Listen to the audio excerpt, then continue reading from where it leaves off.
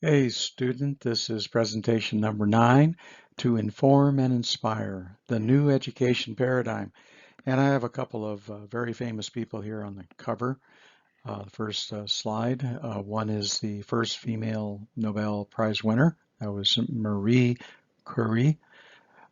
She said that one never notices what has been done. One can only see what remains to be done. And also Albert Einstein, where he said famously, imagination is more important than knowledge. And he was also famous for devising the general theory of relativity. Well, outreach, education, and training. And a lot of times these terms kind of get sort of like cross-circuited, stuff like that. And really, as we've shifted to more of a knowledge-based economy, the clear lines between the worlds of training, education, and outreach are somewhat blurring. But just to be very clear, outreach, like awareness, may be thought of as referring to products or services that involve one-time or short duration contact with the public, contact that it can inform, excite interest, and make people aware. Education is the process of facilitating learning or the acquisition of knowledge and skills, values, beliefs, and habits. Things like critical thinking and such, soft skills that are transferable across a variety of fields. Training is really a very specific process of learning and applying specific skills needed for a particular job, a useful competency, or physical activity. For example, how to program a computer, how to handle specific types of customer interactions, customer awareness, customer service, or conditioning for physical fitness. And a picture there is an astronaut who's doing training in an underwater simulation of a low-G environment to get them acclimated to how things are going to be once they get into space. So they have to, it's not really an outreach, it's not education, it's specifically training that they're going through there.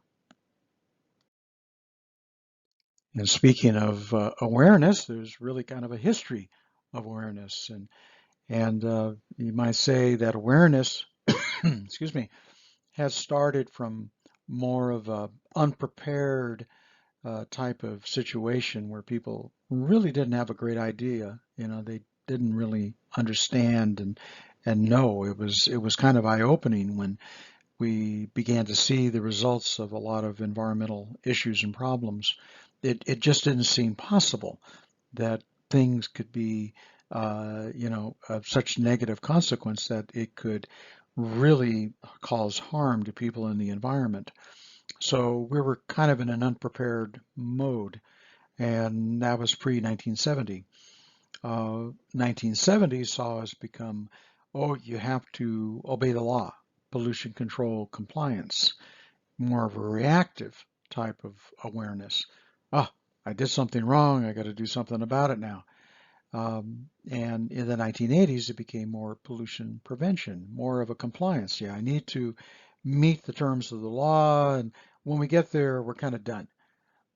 So that is one level, this compliance attitude, and we still have a lot of compliance attitude today. It's not beyond that for a lot of folks. So we're kind of stuck in the 80s. The 1980s and 90s saw us looking at more of market driven. In other words, what could I do that can help me compete better in the marketplace? Maybe, folks might be interested in buying my product or service if they knew that it was green. And in some ways, some of that was a positive, some was negative, because some people became very clever and they made it look like they were doing something green, and that's greenwashing, but it wasn't green. But other people really did, and there were some real reasons that became very clear. For example, there was a study that was done, and I think it was like Wall Street Journal, and they determined that out of the top 4 things that people looked at when they invested in a company, they found that the environmental record was one of those 4 things. And so people had to take take note of that. And then they had to decide, I want to be, market driven. I want to have a competitive advantage, by doing the right thing. So that helped spur a lot of activity in that area. Now we're seeing in this century, more towards designing for the environment, life cycle assessment, product stewardship. Sometimes these things are forced on people. Other times people do it. Like I've mentioned, Ricoh installed a system of leasing instead of selling, so that people had to sell back to them, give it back to them, and then they could return it back to them as new products, reconstituted products, things of this nature. And so it was more sustainable type of approach. But like I say, many businesses and institutions are still in the compliance mode and really need to increase their understanding level to sustainability. That's going to take a dedicated and sustained effort. And that's where you come in to help people move beyond. So awareness is definitely a big part of the equation. Moving from awareness to education. Education, as Nelson Mandela, I think, famously said, is the most powerful weapon which we can use to change the world. And education to encourage participation, that's important, but it's way beyond just awareness. In fact, there's kind of three stages, you might say, to the education equation. First stage is awareness, and there we use promotion, um, to get information out to people, to let them know that there's an issue, there's a problem, there's an opportunity, but people don't necessarily act on things. They have to have better understanding. That means they got to be cognizant, recognition of issues and connections, and that's where the education comes in to help them make those connections, connect the dots. You probably heard something like that. Okay, so then when people are aware, they get educated, they then start to instill some pattern of behavior, and that is action. They start doing things in which they're sometimes temporary, but eventually it becomes permanent consumer behavioral change, and people kind of accept that. And we see things go different ways. It's like a long time ago, no one thought about throwing stuff away like containers. No, you would reuse them. No one ever would think of throwing something away, but it changed because there was a lot of awareness and education that came out that said, throw it away. It's not worthwhile. It's, so convenient. And after so much time and effort spent and money to break down all those mores of how people were thinking, it got people into a permanent consumer behavioral change, which was convenience and throwing it away. you know. So to go backwards, to kind of go back to where we were, it's going to take a concerted effort. Awareness, understanding, education, and action. For instance, smart shopping. First we got to heighten consumer awareness of their wasteful purchases. That can lead to understanding the difference, for example, between recyclable and recycled content. Folks don't understand that. They just see a symbol and they think, oh, yeah, it's recycling. But it's not. You've got to really read between the lines, so to speak. And then ultimately, people will become smart shoppers across a range of products and services. And that's where I like people to separate in the home, because they become more aware of what it is they buy and oh, this is recyclable, so I should buy more of that. And when they go to the store, they start making those types of informed decisions. Now, training, like we say, is more of a specialized thing, like this individual who's did his computer training to make him better at surfing the web, careening along, with all those little click signs coming out the back of his surfboard, and maybe it's a circuit board, I don't know. But training is very important because it can increase the level of knowledge within any organization and help people do better. not only understand environmental regulatory issues, but they can understand the benefits associated with compliance, but also going beyond compliance. They can see where the value is in terms of growing a business or getting, selling more products or creating greater brand loyalty with their customers, because people like what's being done. And so that is very important. So that training, environmental training, becomes very, very useful. In some cases, it's not always a choice. It can be a regulatory requirement. For example, nearly all environmental permits and plans and approvals, OSHA, things like that, all require some annual training. And so you got to send your personnel to go do that. But wouldn't it be great to be able to get to every single worker in America and give them the knowledge and the techniques and the skills to help them become much more effective and efficient with their jobs and be able to make more money, to help them become either more employable, get bonuses, or to help their business make more money. I like that. I like that kind of equation.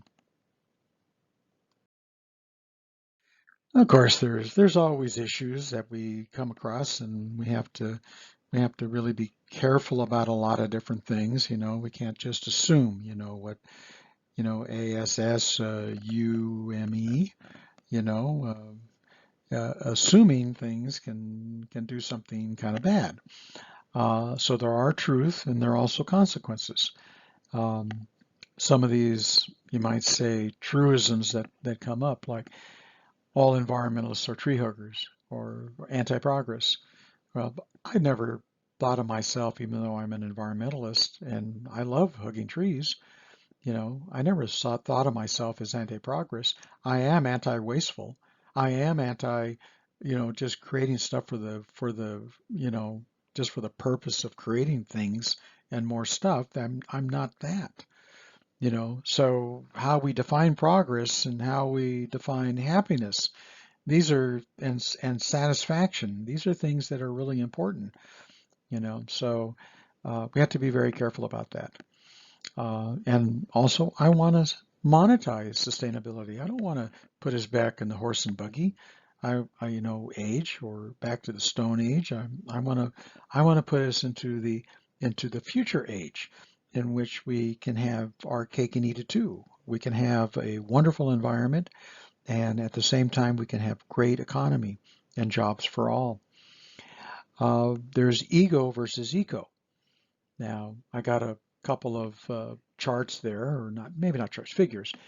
Ego logical, in which people put themselves at the top of the pyramid, and kind of interesting. And the guy is the highest, and then the gal is below them, along with the whale and pigs and everything else, down to amoebas and stuff. That's sort of something that's kind of developed. It's sometimes is pushed by our institutions like religion that say that we're the masters of the world and all things on it are subjugated to us. Well, that's not the case. That's more ego logical. I like the ecological, in which we understand we're part of a network.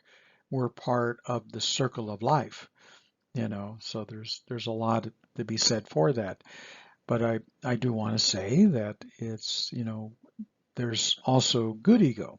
There's bad ego, egotistical. There's also good ego.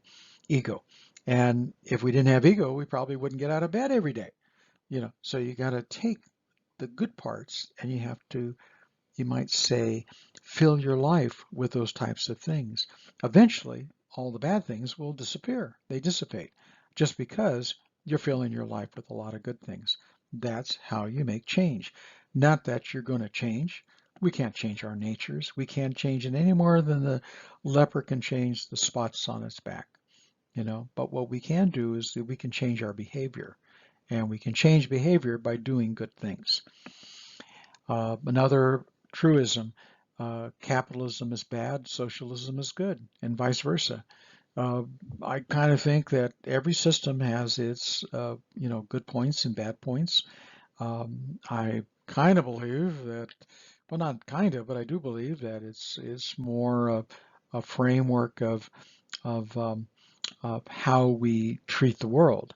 That sort of egotistical thing of take, make, and discard. That the world is us for us to consume, and we don't have to worry about anything. Don't look in the back mirror. We just go forward. And at some point, that's we're going to run out of stuff, or we're going to destroy things, or we're going to lose a lot of life. And the idea that any life is not precious, is wrong. So that's a major issue. Maybe it is natural capitalism. I like the fact that we have individual rights, but there's also individual responsibilities, and there's responsibilities to one another. Socialism builds some of that, but also the individual opportunity and to help us kind of like grow and things.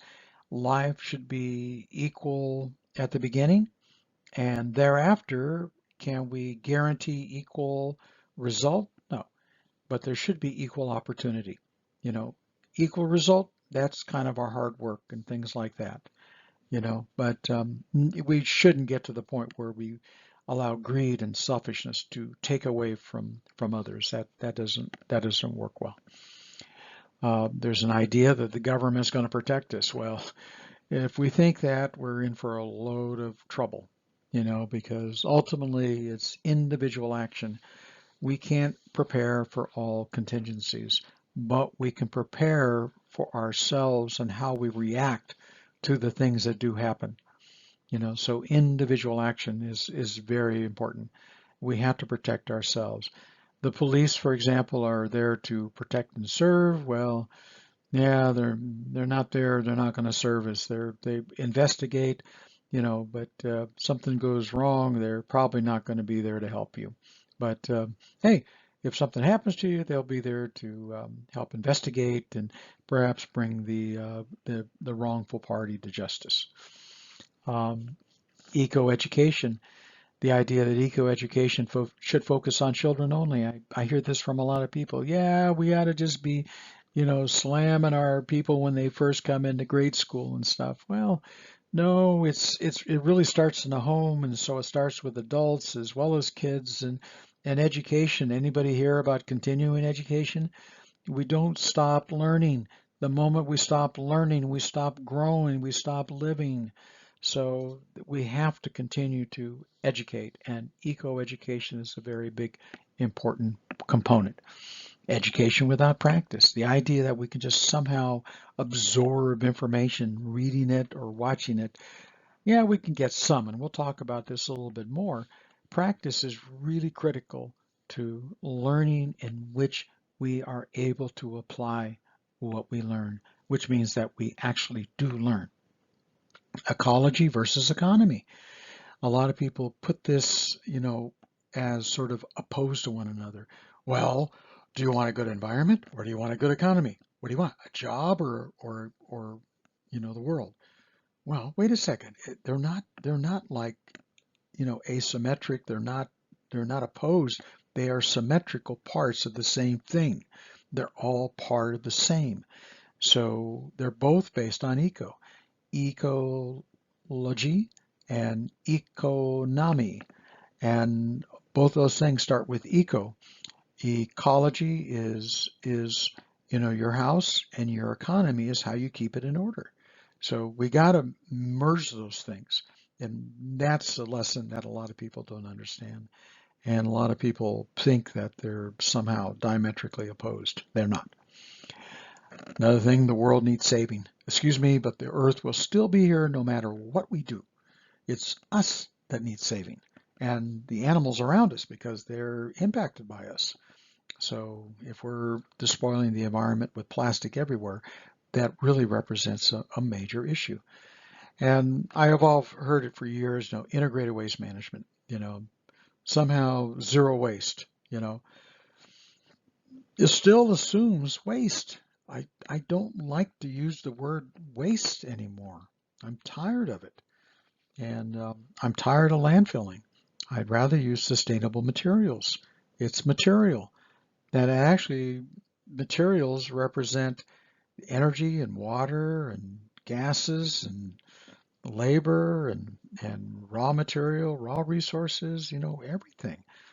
So you remember our equation, 70 to 1, ratio. So if you can save even one thing, we're saving 70 more from ever actually happening.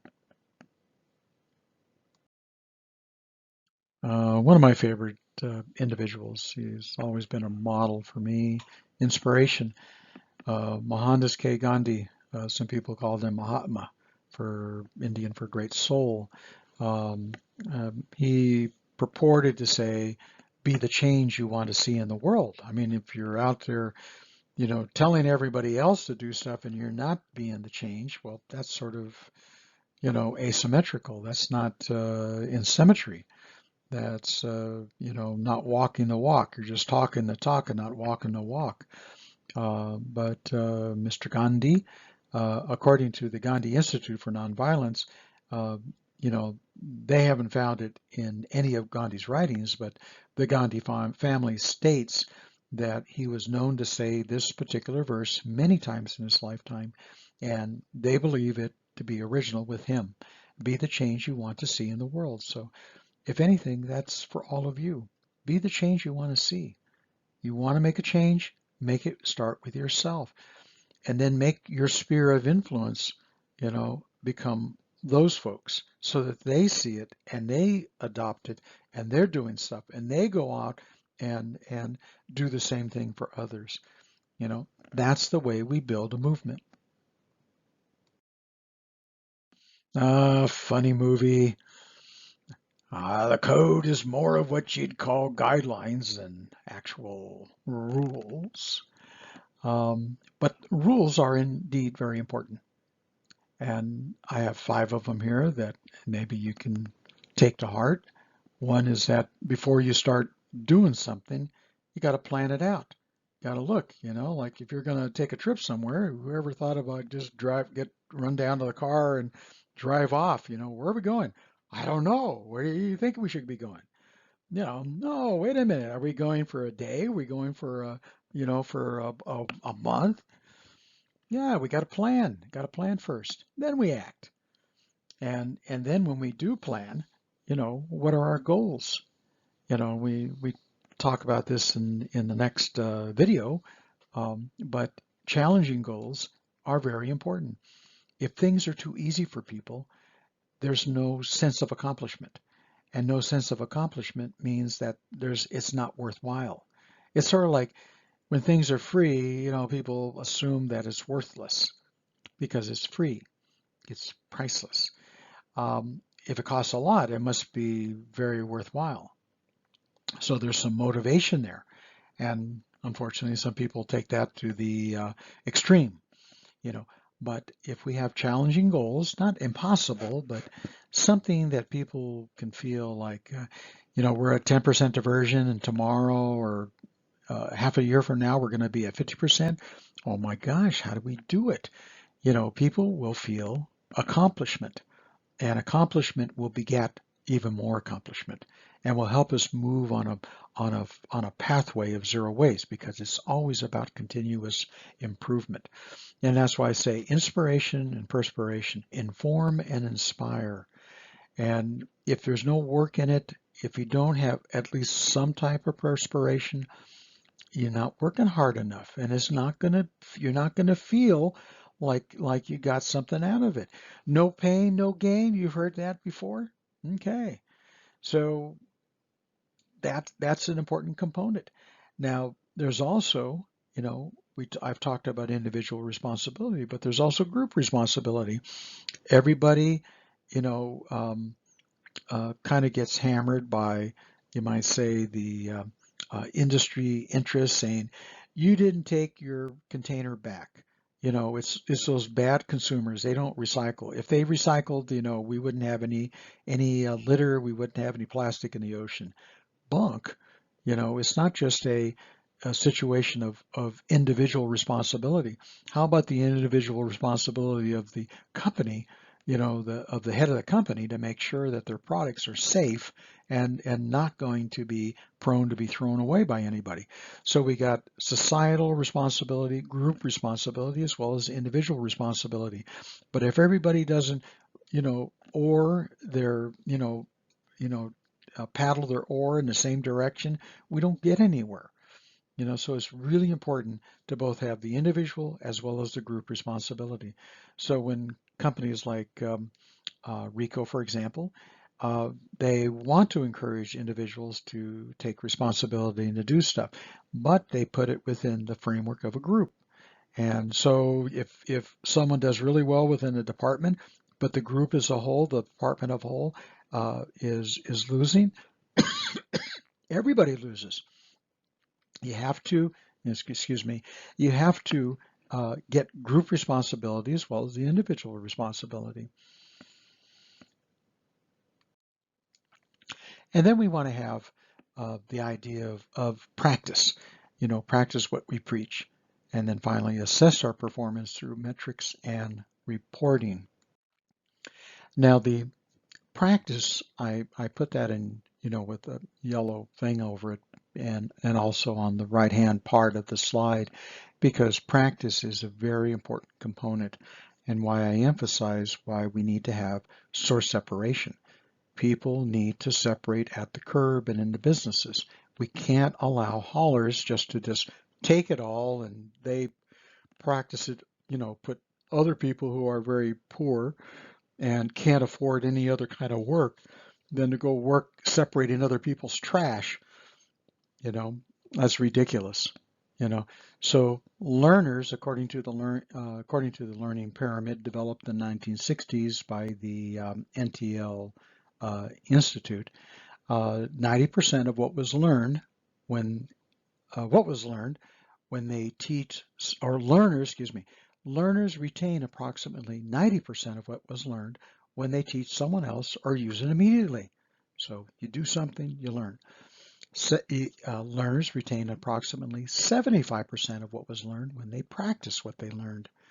So you can see that if you use it immediately or you teach somebody else, you're going to learn more than someone who just practices what they learn. But still, 75% is pretty good. Now, if you're in a group discussion, it's 50%. And if you see somebody else do it, 30% retention. And when you look at audiovisual, 20%. And then 10% when you learn from reading, and 5% when you've learned from lecture or presentation. So that's why it's not, have to do something. You have to practice something. You have to take what you're learning and you got to apply it immediately. That's why I got quizzes after every presentation. Why I ask folks to do either individual or class projects, and preferably the class projects, is because we can learn. And why I want you to view the videos and then come to class and actually talk about it and discuss it. So in every level, you're getting 50% or more retention, and that's very important to the information that we're trying to dispense. Another aspect of our learning is that we're not taught in our school systems thinking.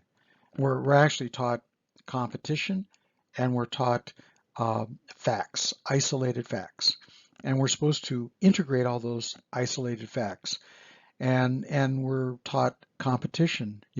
Who's going to get the A, who's going to get the F, and we're taught individuality, not necessarily working together, in which everybody participates and everybody gets a shared grade as a consequence, so that there's no participation, no group effort.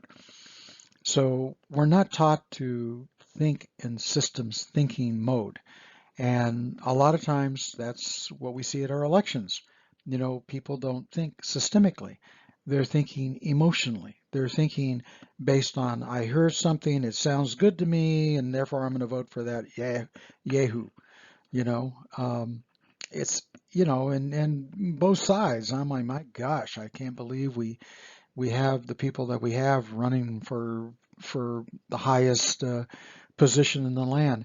As George Carlin used to say, "Hey, people, these people didn't drop out of these politicians didn't drop out of the sky. You know, they came from us. Garbage in, garbage out. You know, it's like, you know, we have to do something at the local level. We have to take care of ourselves. We need individual responsibility and we need our group responsibility right from the neighborhoods to our cities and then beyond. But that's part of true systems thinking. So one sees system behavior as a result of the system's feedback loops. That's why this particular picture here, the person is looking at a faucet, they turn on the faucet, but before they put the faucet on, they put the glass underneath. They already have an idea of what the desired water level is. And so right now the perceived gap is that it's empty. You turn it on and you got a flow. And you see the flow and the water goes to a level and the feedback is it at the right perceived gap? No. I got to turn it on a little bit more because it's going way too slow. You know, so there's a systems, and that unfortunately is not how we do a lot of things. Maybe we do that just because it's sort of like you know, the feedback of life, you know, cause and effect. You know, if you don't drive in the lane when you're driving, you're going to run into somebody. If you don't apply the brake, you're going to hit somebody. Okay, but that's sort of like on a really a case by case basis, cause and effect. You know, but systems thinking can get you like, is this the best way of motor transportation? Can I find a better way to get where I need to go? Do I need to go any place? Can I do this at home or over the computer? So systems thinking can help us really evaluate stuff and come back with very beneficial information. Another negative aspect that happens is something they call linear thinking. You know, it's like you might say somebody's got the blinders on. They don't see what's to the right. They don't see what's to the left. They don't see what's up. They don't see what's down. They only have tunnel vision and they see only what's coming ahead of them. Therefore, they cannot account for any externalities or potential issues that might come up. When you drive, you look in the rear view mirror, you look in the side view mirror, you look to the left, you look to the right, you look ahead, you look towards the left-hand side, you look towards the right-hand side, and you run through the same thing again. That's how you drive because you anticipate, you know, a bunch of closed cars. I saw some kids. There's a ball bouncing into the street. I better put the brake on. And just when I put the brake on, there comes the kid running into the street from between the cars. And if I hadn't have done that and I hadn't been thinking systemically, I would have run over the kid. Okay. And that's what we got to do. Well, unfortunately, a lot of our officials and leaders don't think in a nonlinear fashion. They think more of linearity. And that's why we have a linear system of take, make, and discard instead of a circularity system in which we look at all these closed loops and loops within loops and ways that we can find better and more efficient and optimizing things, you know, redesigning and so forth and looking for continuous improvement. These are all the kinds of feedbacks and stuff that are really important. Well, for so long, it's been the microbiological theory or biomedical approach to waste, which focuses on illness and disease only once it's present. Nothing about, you know, prevention. Everything is on diagnosing something and how can I treat it. The emphasis is on the cure. Never how did it start? Why did it start? You know, and so the sanitation theory of waste is adopted early on due to this germ theory and the theory of integrated waste management that waste must be managed using this germ theory. We got to get it out of the cities quickly. We got to either encapsulate it, landfill it, or destroy it, burn it, incinerate it. And that's how we've operated, and that's how a lot of our public works officials are. They're all along that particular line. And I look at a very, you know, real example when I was working at the City of Hope as their consultant, and I said something that really got them all upset. And I was at a meeting of this committee, environmental committee. I helped them set up an environmental committee. I helped them get money from the state to set up recycling system inside. I did a desk by desk review of every single desk station in their big complex. It took weeks to get that done. I did all this research to help them figure out the best way to reduce and reuse. And then at the meeting, I happened to mention about, you know, um, 95% of cancers are due to environment and diet. And oh my gosh, everybody stopped talking. And they all looked at me and they go, you do realize that our whole institution depends on the research money, the 60, 70 billion dollars to turn off the cancer cells. And it's like, yeah, I had a private conversation with a couple of the ringleader researchers, and I going like, I know, but I'm not saying don't, research that, but you got to look upstream. If we're just turning off the fire alarms, we're not going to solve the issue. You're, you know, that doesn't make sense to me. That's just like throwing, good money after bad, in some semblance of form, but yeah, I mean, it's great to have the cancer research because it helped me when I got cancer to, be able to survive. But if it should be prevention, and how can we change diet? Where's the monies, the billions of dollars to go into prevention and good living and healthful lifestyles? Where is that? And that's not getting done.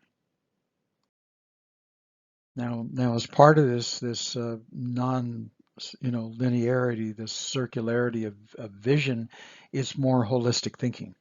Really a holistic approach, and really it's all about risk in our society.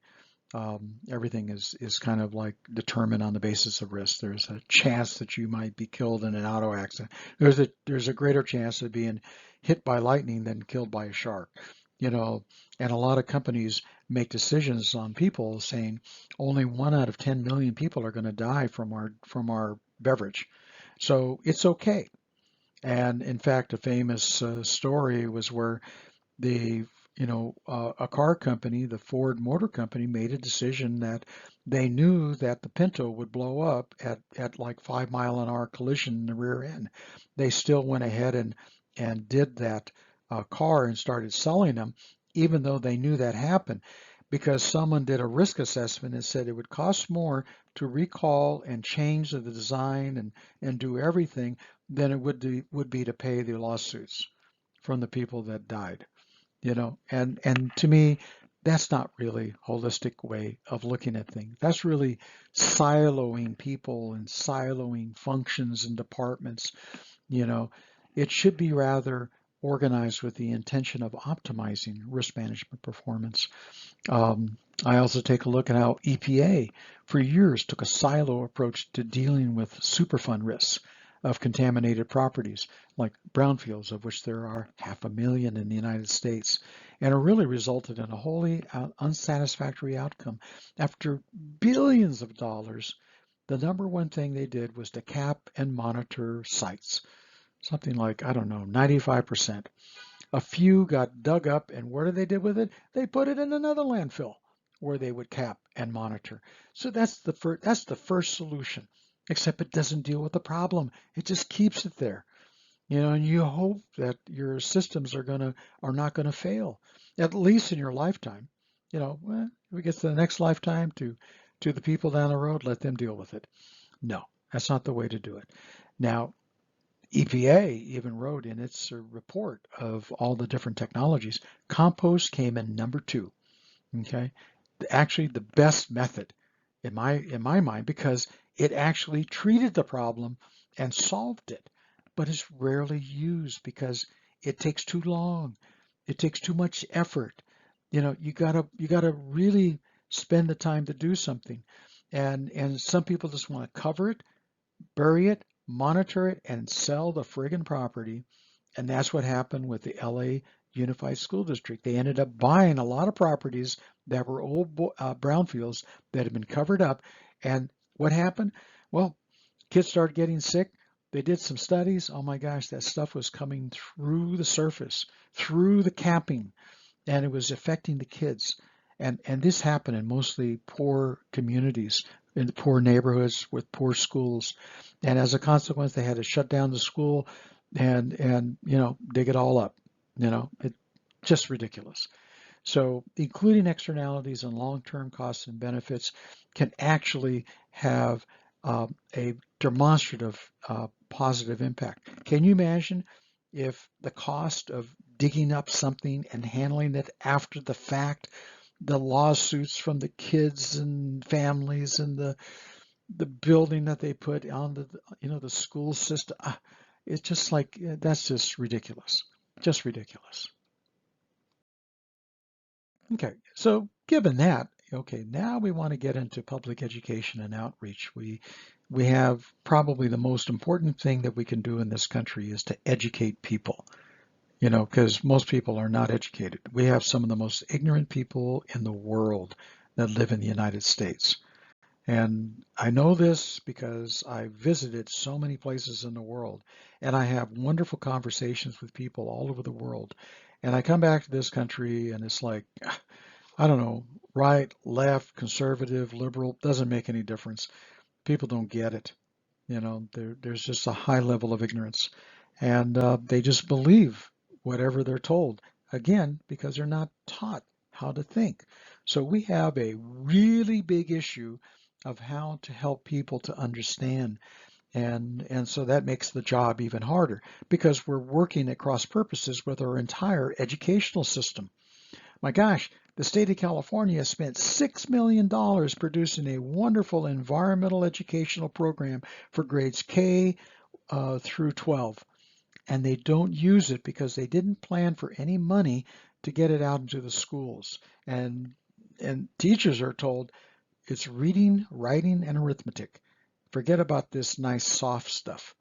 You know, so here's $6 million down the drain, and it's a beautiful curriculum, but it's not being used. So public education and outreach is a very vital component of public policy and implementation. Usually it happens in a couple of different forms. One, focus campaigns on an issue to build awareness, hopefully to educate and to inspire action on an issue. And then ongoing outreach to build and maintain awareness for more general needs.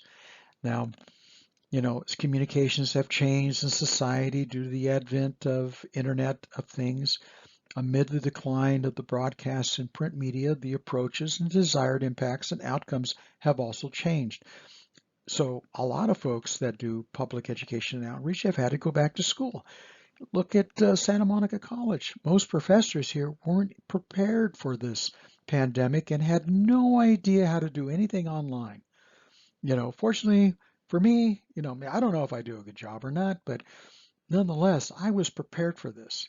And I was already doing stuff like this because this is where I knew it had to go anyhow. We needed to get out of the classroom and we needed to teach more on a one-on-one basis, you know. And I saw this in other groups like the Khan Academy, KAHN Academy, Google that. And it's a very fascinating type of academy, and it's something that I want to build on that too. And we'll talk about that a little bit later. But all these things have a lot of changes, and so I'm going to go through a lot of these different changes that are occurring right now. A lot of the information that comes from, let's say, government agencies, it's information-based education. It's like dispensing information. It rarely changes behavior. Well, how is mailing advertisements of like 1 or 2 inches thick, that no one reads, or TV PSAs that are unwatched at 2 a.m.? How is that going to change people's minds? It's not. And I already showed you there's like a 5 to 10% chance that you're going to change somebody's mind. That's not how we're going to do it. And then you go to some communities and they say, we don't want to bother anybody. We're just going to have the hauler pick everything up in the trash can and they're going to do it for everybody. We get 100% participation. Bullshit. bull. That's bull. That is not 100% participation. That's zero participation. And it doesn't change anything.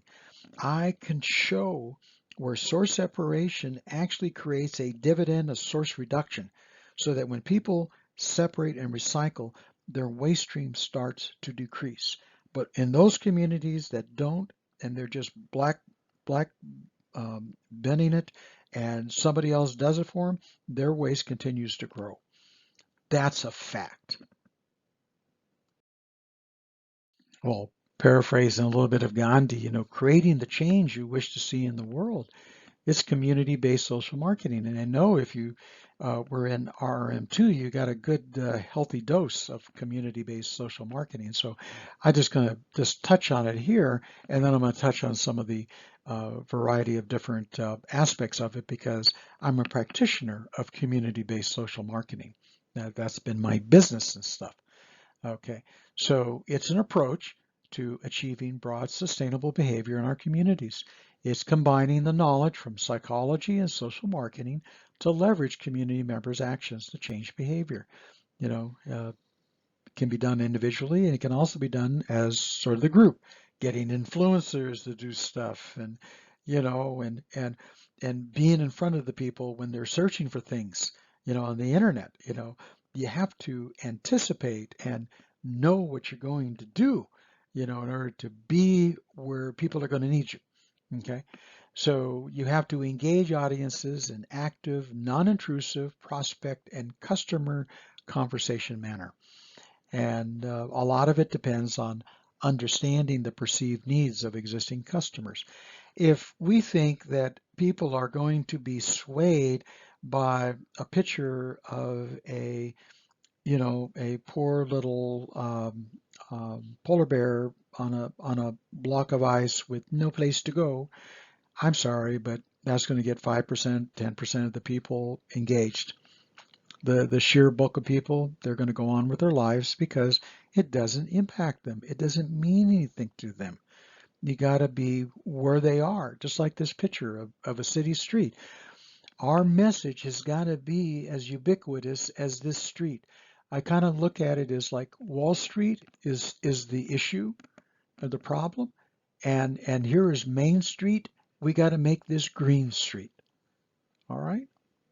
And then I was actually how I parlayed a whole program of outreach campaign, a digital campaign was Wall Street, Main Street, Green Street in order to make that happen.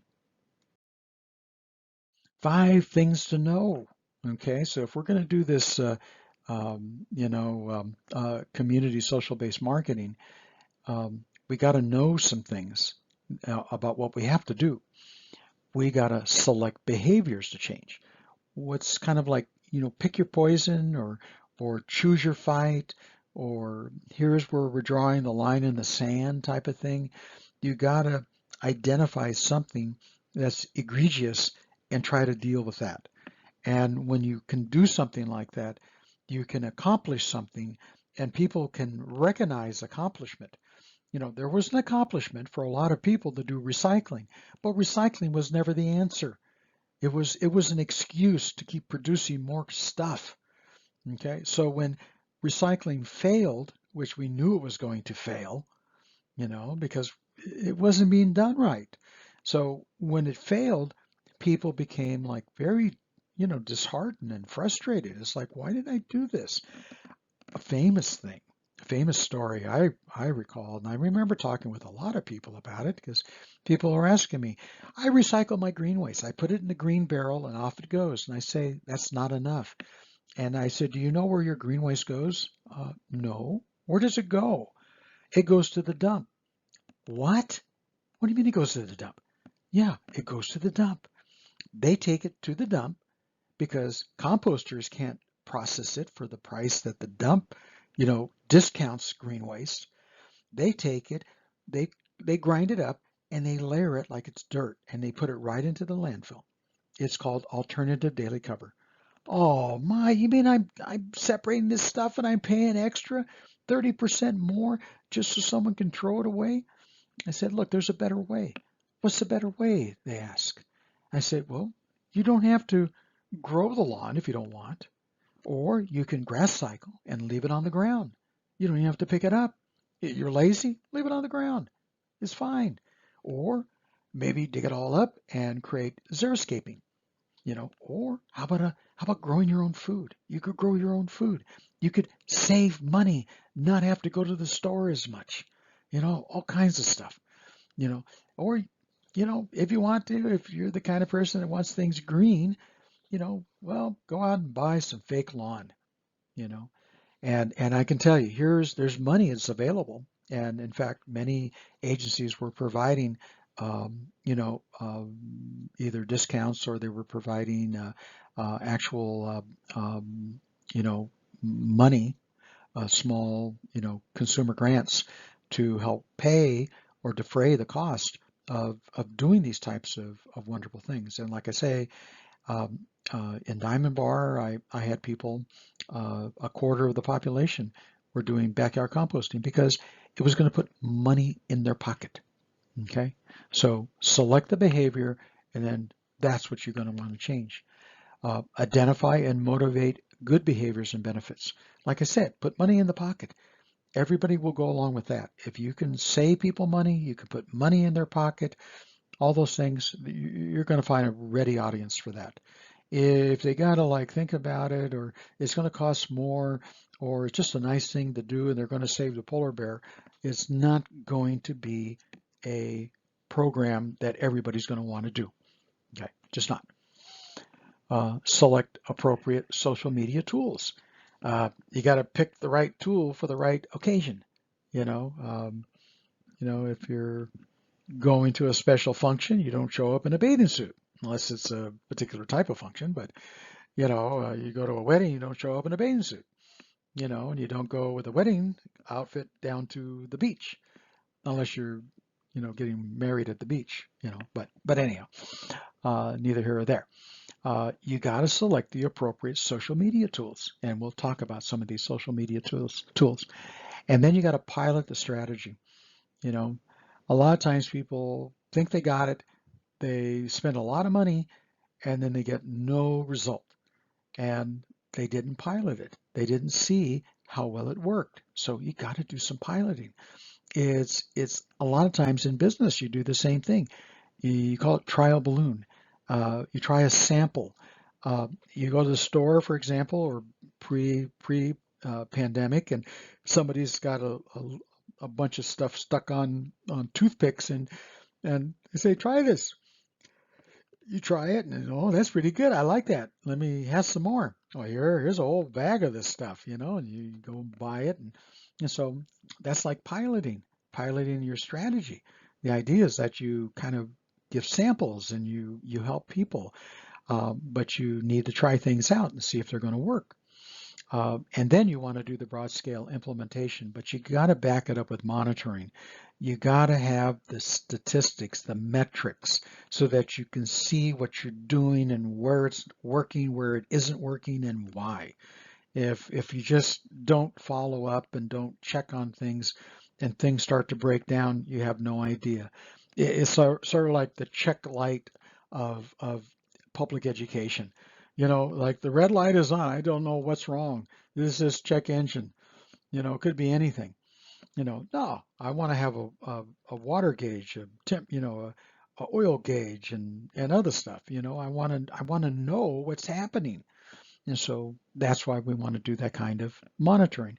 And you can monitor, for example, with residential, you can do sampling of neighborhoods to see how discrete neighborhoods are doing, how well are they setting out, how well are they participating, because they're different things. You go back, way back when I was talking about, assessment, you take a look and see how often people are putting stuff out. Are the containers the right size? Are the recycling containers too small and they're putting recyclables into the trash can? These are things that we can find out. Well, there's all kinds of tools that we can use. There's online marketing, gaming and simulators, presentations like webinars, in-person programs, curricula, K through graduate school, a lot of different programs. So I'll talk a little about those, a little bit about those. There's values, ethics, and culture that are involved. We have talked about some things like that in prior classes.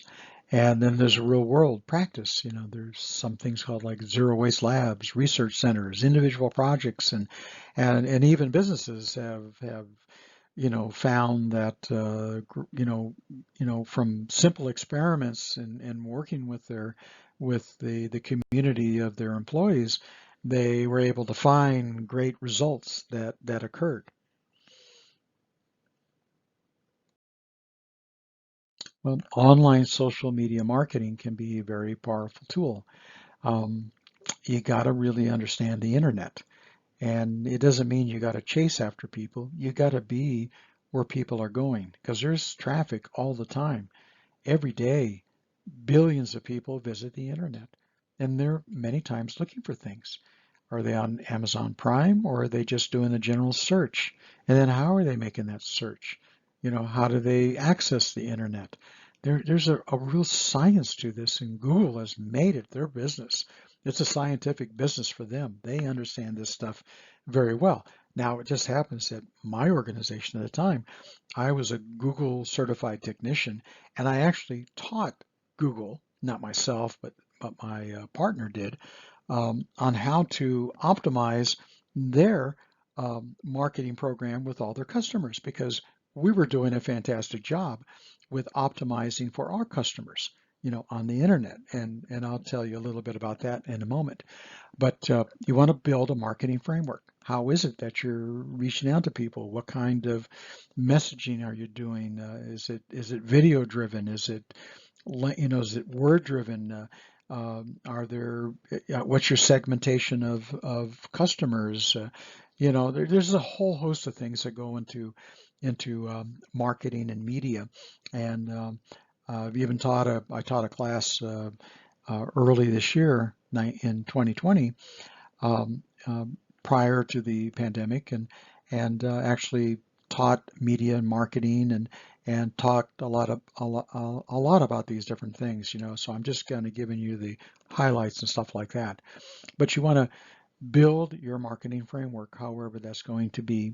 Develop your brand's story. It's all about the narrative and how you present it. Are you exciting? Is it an exciting product? My gosh, even a button could be exciting if you present it the right way. You know, I'm fascinated when Apple comes out with they build the hype, then they show stuff and it's like the lighting and everything is perfect. It's a well-oiled machine presentation and everything just makes you want it. You just got to get it. Already double the sales from last the pre-orders from like last year. So all the hype and everything else. So developing the brand story is very, very important. But you got to get them to your site, and you can get found with SEO. Now, if you don't know what SEO is, I say learn a little bit more about internet marketing. SEO is search engine optimization. And it's really important because everybody uses search engines. They, will look on the internet and try to find whatever it is they want to find, whether it's clothes or information or something about waste or recycling or about plastics issue, or about shoes or food or whatever. They're going to look for it. That is a golden opportunity because behind the scenes, if you're a Google technician, you get to see behind the scenes. And I see exactly how many people search on a daily basis and from where, from every single zip code, what they search for. I just put in a key number or a key word like insurance. And all of a sudden, it's 100,000 people in the last 30 days were searching for insurance from the zip code 90028, and that tells me something. So I want to focus my brand story and my marketing framework and my SEO, my search engine optimization, to position myself so that those people will find me. And then I want to compete with of course, with the paid channel advertising, and with the kind of content marketing I can do to be ranked highly, like on advertisements, win the advertisement, you might say competition, be number one there, be number one on organic, which is just like whatever shows up, and then also number one in maps and down the bottom for additional content marketing or product marketing. So that channel advertising becomes very crucial. And again, I'll tell you a little bit more about that in a moment. So conversion optimization, that's whether you're selling, widgets, or you're selling services, or you're selling, the future of our planet. It's all about conversion and getting people to get to your information so that they can be made aware and to learn and take action. And a quick note on mobile, and we'll say a little bit more about it, but a lot of stuff now is done on the mobile. This picture of the kids, there's one has a phone, two have a phone, one has two have a tablet, one has a computer, a laptop, and most people are doing everything with their smart devices, their mobile devices, not with desktops. Now that's changed a little bit because of the pandemic. More people have bought desktops than they have in the last 10 years, it seems like, combined. But nonetheless, most people when they're usually on the go, they're going to use their smartphones, and it's like about 80% of the folks do that. So things have to be optimized for smart devices. So does it mean that you just pick one or the other? No, you don't have to pick. You can do what's called responsive design. Responsive design website is suitable for all mobile and desktop internet connected devices. Hey, it costs money to do an app. Unless you really, really, really need an app, you don't need an app. Okay, you can do a a website that shows up and it looks like an app. In fact, you can even create an app right on your phone in a matter of moments. And and if you want to see that during class, I'll show that to you or explain that to you. But take a look at what I have here. This is my client, Ware Disposal. They have a beautiful website, okay, which is keyed with Google AdWords, and they pay, let's say about $1 million a year on their Google AdWord campaigns, okay, and they bring in over and above $3 to $5 million a year. So you got to spend some money to make some money. But when they were on Yelp, they made $1 for every dollar they spent. Now they're making $3 to $5 for every dollar they spent. And the dollars that they're making are really lucrative. Like we talked about in the economics, that their website is optimized for temporary services. So the $3 to $5 million is really focused on temporary service. And oh my gosh, that is so valuable to them because yeah, they spend, the marketing part of it, but you know, when they're getting all this stuff, the business that they're getting is just amazing because it's so efficient and effective. They make 3 to 4 times as much per unit of capacity that they're selling. So it works out really well for them. But they're on desktop, and we designed it for the desktop, but we made it responsive design, which means that when it shows up, for example, on a iPad, it shows up sized for that, and that's their again integrating platforms, not only hardware but software.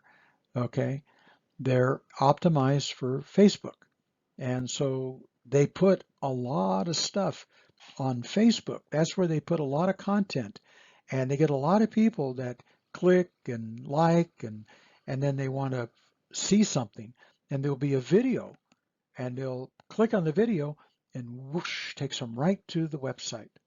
And then they're there on the website. And do they have to like resize it and stuff like that? Heck no, they don't. Take a look at the phone. It's that same website is sized automatically. It's sized automatically. And if I turn the phone sideways, it sizes for that. And I go back and it goes back to this orientation here. So you can see there, service areas, Recicla, LA, AB341, click to call. Very, very important. Click to call. Most people don't want to enter the website. Oh, click to call. They click on the number, immediately shows up, ready to call. A little screen at the bottom shows up and like in an overlay of blue, and all you got to do is click on that, and then you're connected right to dispatch. And you can put in your order, you can ask for a bid, you can do all these things, and it's like click, quick, click the call.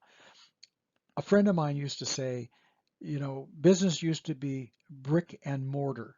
You heard about that. Brick and mortar is that you got the bricks and the mortar keeps them all together. Now it's click and order. Brick and mortar, click and order. And 80% of online traffic for ware disposal is through their smartphones. Okay. Some people go online, some people call, but even that, when I say click the call, they're generally coming, 80% are coming through their smartphones, not through a landline, you know.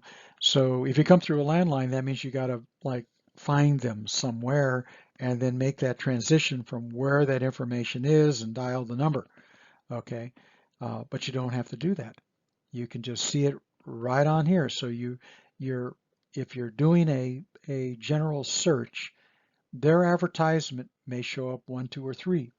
Okay, you pick them because you like something that's on there because there's a call to action right on the Google AdWord, and so they click on that and it takes them right to this spot, like on the phone if they're on a phone, and it goes right to this spot almost immediately, and right there at the top it says click to call, and all they do is they click on that and the number shows up. They click again. They get the operator, the dispatch at where, and you see the little person there on the green button. That's accessibility. So it's accessible as well. So if you want to hear, the website will tell you, say click to call. You know, Call 877-714-9273. Do you want to call this? Say yes or no. So, I mean, that's wonderful for everybody, to have that. And every website should have that too. So you can see this can work and why they've done so well with their business. And it's not just about business. This is the same way that we have to handle our social issues. Rioting in the streets, I know it's frustrating and sometimes you just want to get your anger out. Well, getting even is not the same as winning. And I like, and it's not even getting even. You're probably destroying a local person's business when you riot. You're not destroying the racists that instill the systemic racism in society.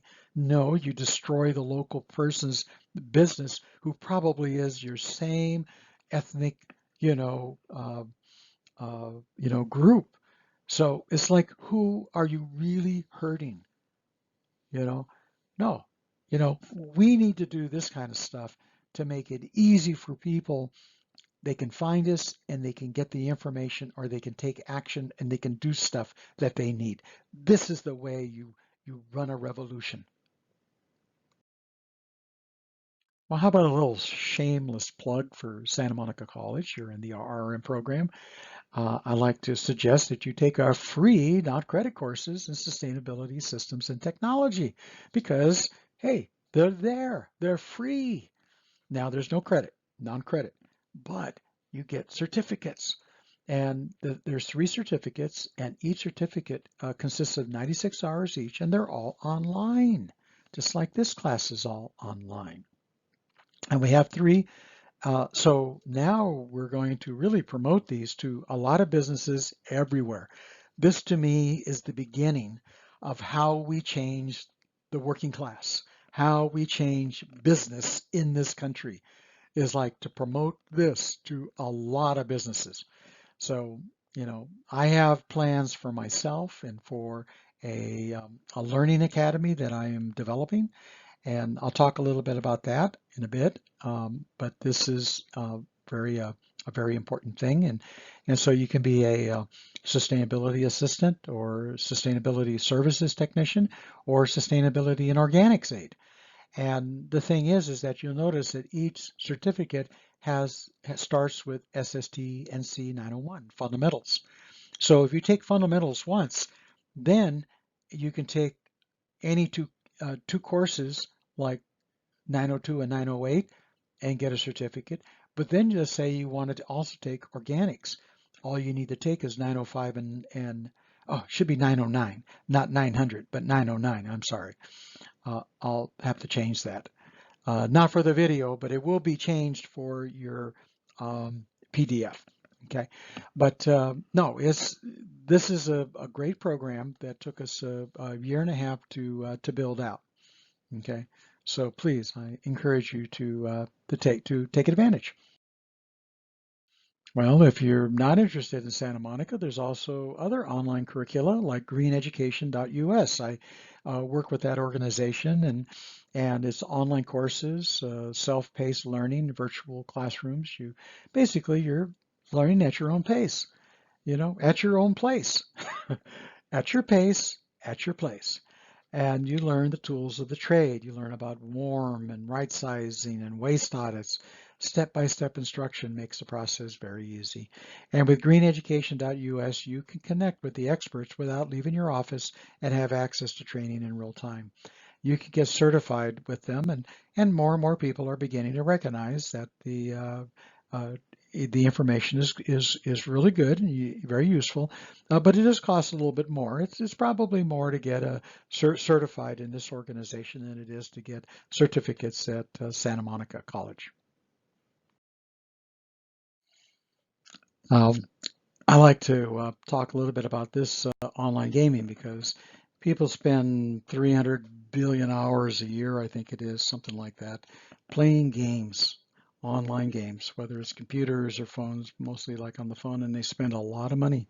And people, they make a lot of money, playing games. Well, I think we're kind of missing a boat because we're not giving rethinking, reducing, reusing, recycling the same type of thought process that we're giving, shoot 'em up and destroy 'em and blow 'em up games, and I mean, my gosh, how much money did Kim Kardashian make with the Kardashian, be a Kardashian for a day type of thing?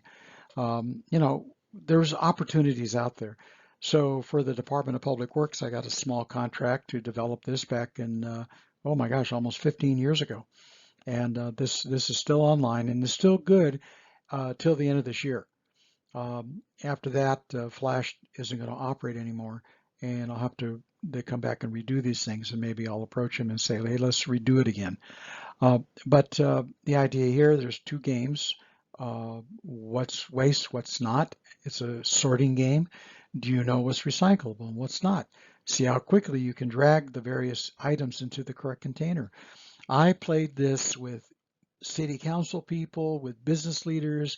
Everybody loved it. They just loved it, because it's a lot of fun, and when people are having fun, they learn. That's another rule, you might say, that you got to take advantage of. People having fun learn. If you don't have fun, you don't learn as much. It's like, it's just really difficult. Okay. So in any event, this is a great game. Play it if you can. And there's the URL so that you can go to that and check it out.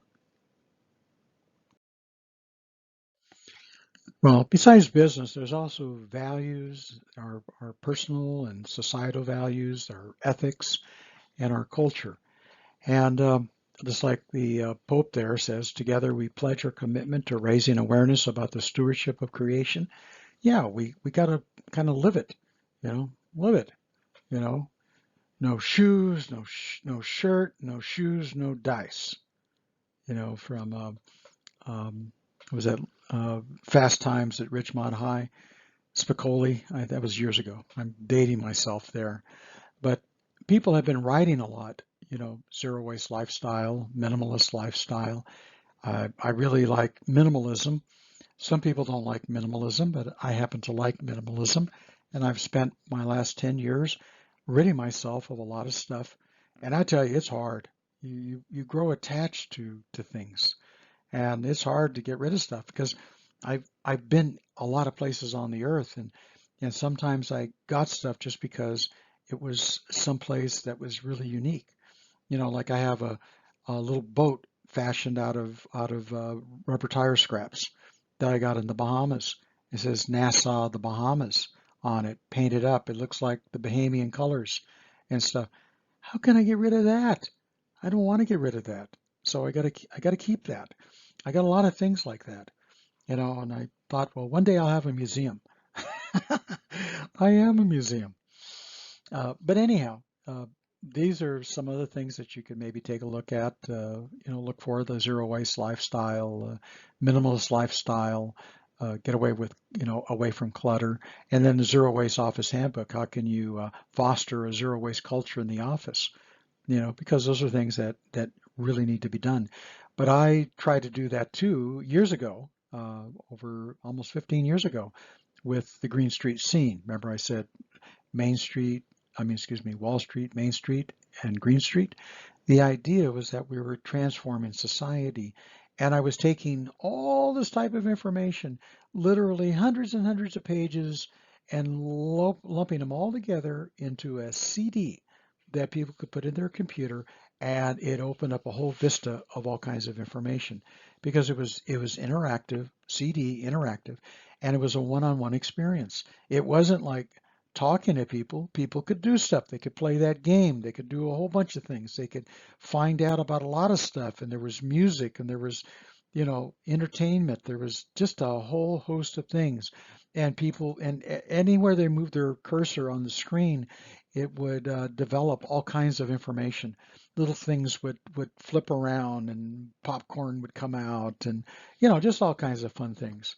You know, and I even had Oscar the Grouch, as part of my campaign. So it was all about air, water, and energy, to for a guide to living green. So the CD was actually in there, and I did this for the city of Fresno, and they paid me tens of thousands of dollars, about 100,000 or so, to manufacture them and to get them out to every single home. I did that in Gardena. I got over 100,000 plays in a city of 60,000 people. Over 100,000 views on the disc.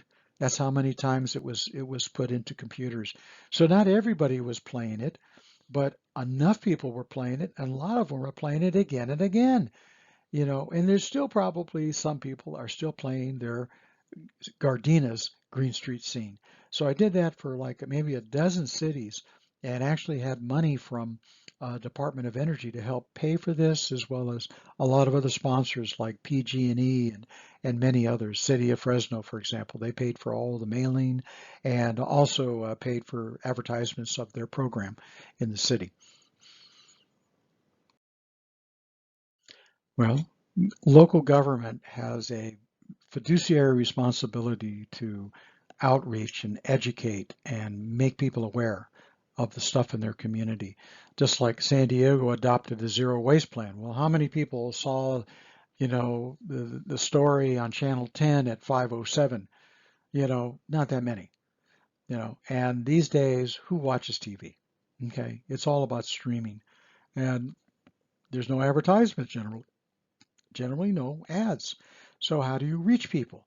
Things have changed, and so you got websites. Local government has its own website. the local government website has to reach out itself to people, which means that it has to do its level of outreach and being in front of folks and when they're searching for things. And that means social media, and that means Google AdWords and stuff like that. Just because business does it doesn't mean that government can't do it. In fact, it should do that. And I would suggest take a look at Southgate's path to community participation in a healthier community. They did a really good job with their program. And really, if you're looking at something, if you're looking to write a grant for somebody, most institutions and foundations love literacy. Okay, educating people is probably the most important thing to do. So if your project is to inform and inspire, you have a great potential to win a grant. All right. And if you focus on eco-literacy, you're educating people and you're providing indispensable information that they need in their community. It's wonderful. Just like Sam Ichioka, CEO for RICO, the best thing was not what we planted in the ground, but what we planted in the children's minds. This is the kind of stuff, you know, when you do research, a lot of people will say, you find one source is plagiarism. You find two sources is research. So you find a couple of different really good information pieces, like stuff like that, and you make that part of what you're writing about. But definitely, eco-literacy is absolutely essential.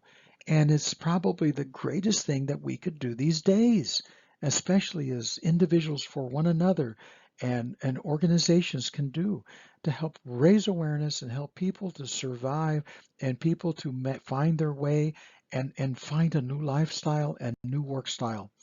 We got to change. And that means it's got to be pervasive. It's got to be ubiquitous.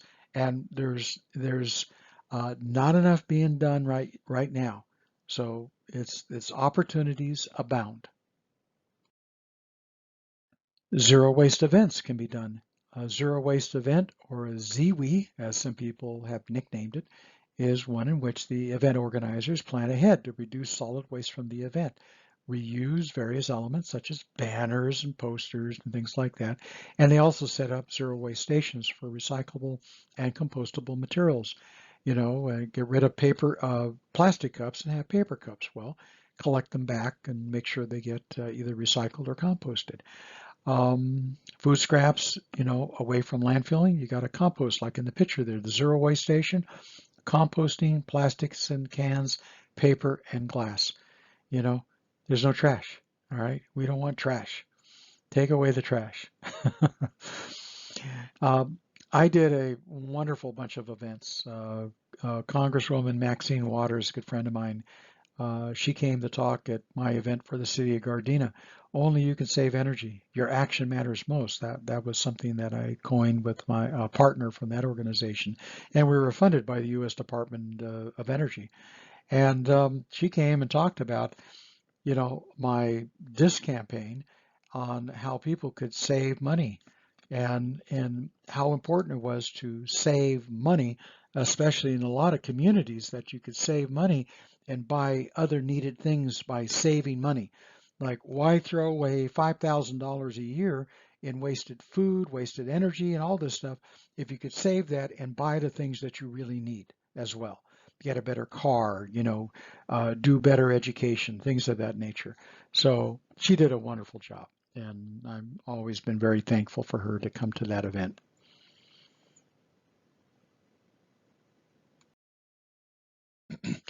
There's all kinds of organizations, seminars, and conferences. A lot of times cities and businesses will go to them, but you can too. There's nothing that stops you as an individual. You can become a member of SWEEP, the Solid Waste Environmental Excellence Performance Standard, which is like LEED for solid waste in cities. You could go to True Zero Waste and become a true advisor. And yeah, it costs money to become a true advisor, but then you have the access to for a business practice of being a consultant. The California Resource Recovery Association, CRRA, BioCycle, Resource Recycling, Sustainable Brands, greenbiz.com, netzeroconference.com. All of these are wonderful activities and organizations, and they often have seminars and conferences. And these are all a variety of different sites. So you can just put your cursor right over it and see if I can do that without upsetting anything here. There you can see the little title tag comes up with the different, you know, the different types of things, the various, URLs. And so in the PDF, you can actually click on them and go to these various sites. One of my favorite YouTube videos that I've seen is Burt's Bees. Earth-friendly, natural personal care, like for your lips and other things. They have a zero waste workplace at Burt's Bees, and they hosted a dumpster dive event in April 2008 to teach employees about waste reduction. They came a long way in reducing their waste and finding another life for just about everything. So you could go to their YouTube channel and watch what they did, and I'm sure they've done things since then. But I happen to like this particular video. To build, you might say a work style in your business. Rico says changing our culture one heart and mind at a time, and that's what they've done. And one of the first things they did was they removed trash containers throughout the building operations. And the core goal is to ensure employees are well aware of their responsibility. So individual responsibility, but also it's more shared or group responsibility. There's weekly worker meetings on sustainable practices. All employees, top to top down, are participants. It's total participation, everyone from the CEO on down. They make things fun through company engagement events and picnics. And there's also elementary and intermediate environmental e-learning for employees, but also things for suppliers upstream as well as communities downstream. You saw where they were planting trees and stuff like that. And employee bonuses are all based on the waste prevention and recycling outcomes that are developed by each of the departments. Well, in summary, it's grassroots is essential. To me, it always starts, hands down with hands-on. Separation first, um, and deal with people at the local level. And somebody might say, well, it's so hard to do that. No, it is not. Technology, it allows us to reach all levels of society, as 3/4 of all people have access, and those are the people who often waste the most. If you don't have a phone, you're probably not wasting very much, I can tell you that. Okay, so that's an important consideration. You can also practice what you preach, and that is very essential. Nothing worse than just talking the talk and not walking the walk. You got to do that. You got to practice it. More people will watch what you do than will follow what you're talking about. Now, unless you're promising them, money, jobs, you know, making something great again, I don't know. But some people are easily swayed.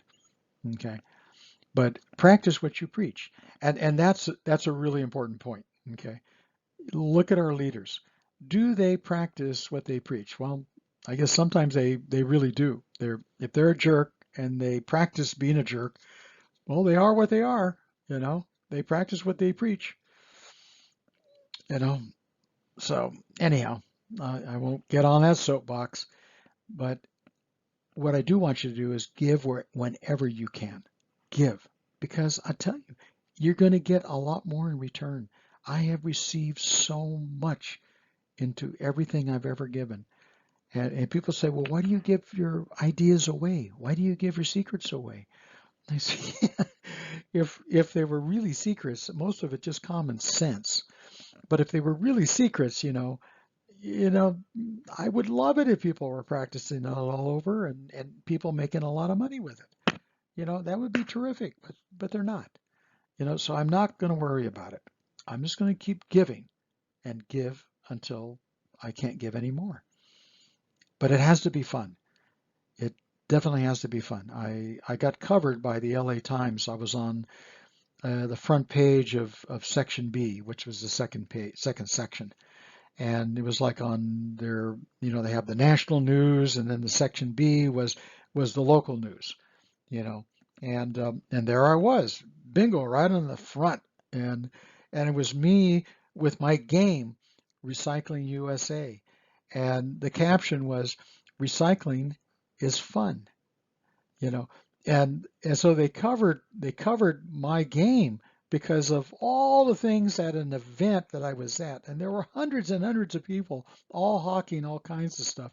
They picked me because I was the only one that said that recycling can be fun. And here was a card game, and they kind of liked my pitch. And so they took a picture and they wrote all about the stuff I was saying. And yeah, you could become, it was a simulation, a card simulation in which you could play to be someone in the recycling industry. You could be a broker of recycled materials, and you would take, there was like 7 suits of cards, and up to 7 recyclers could play. And there were a couple of wild cards. One was a contaminant card, and the other was a high grade card. And so one would help you, and the other would hurt you. And then there were 7 suits, of seven and 7 different materials.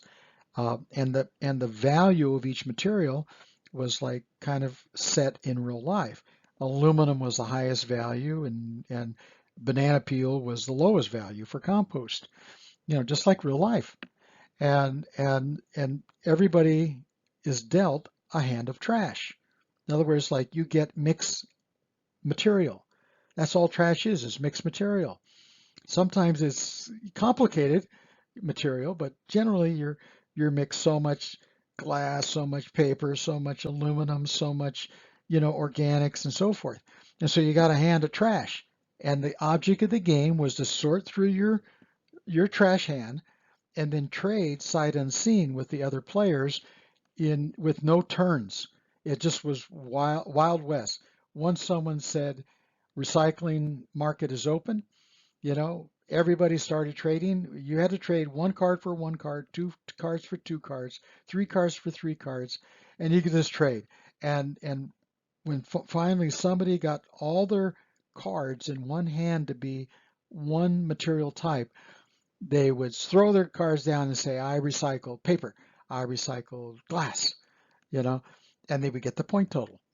Okay, so you would play that, and I played this with members of Congress when I was in Washington, D.C. I played this with businesses. I played this with community organizations and family and stuff, and everybody it was riotous, good time. Uh, and in any event, what was really important this congressional representative says, I really like the fact because I'm not a good card player, but you could win 2 ways. I allowed for amass the number of points. So someone could keep recycling aluminum all the time and get to the point threshold the fastest, or they could recycle multi-materials and recycle 4 times different material each time. And it could be the worst stuff. It could be compost, it could be plastic, it could be glass, and it could be something else, you know. And if they did that before someone reached the point threshold, they could win. And actually what happened was that somebody had the lowest point total and they won the game because they recycled multi-material. Again, it's non-linear thinking, and it can be fun. And if you want to play, I do have some games. Maybe after this pandemic we can play again sometime. Love to do that. I'm going to publish another another round of it. I've sold out 3 times this game, but maybe I'll do it again. All right. So anyhow, that's it for this, I believe. I don't think I have anything else. Remember, separation first. Okay, has to be fun. Practice what you preach. Please give, and we can reach everyone, and we do it from the grassroots. Okay.